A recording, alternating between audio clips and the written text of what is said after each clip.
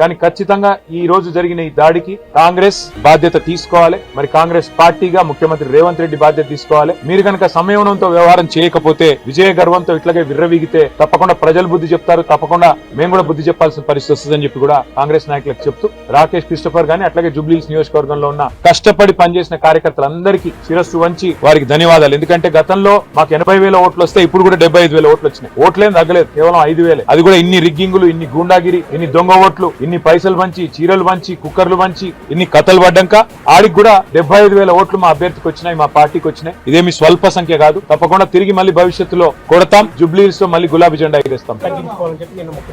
సరే, ఎవరిది అహంకారమో ఎవరిది ఏందో నిన్న వాళ్ళు విజయ గర్వంతో తీసిన ఊరేగింపులోనే కనబడ్డది. మేము ఎన్నో ఎన్నికలు గెలిచాం గతంలో. ఎప్పుడన్నా ఇంత అహంకారపూరితంగా ఒక పార్టీ గుర్తును అట్లా బజార్లో ఈడుస్తూ క్రేన్లు పట్టుకొని అంత చిల్లరగా ఎప్పుడన్నా ప్రవర్తించామా? గతంలో అట్లాంటి ఎన్నికల్లో కాంగ్రెస్ పార్టీకి డిపాజిట్లు కూడా రాలేదు.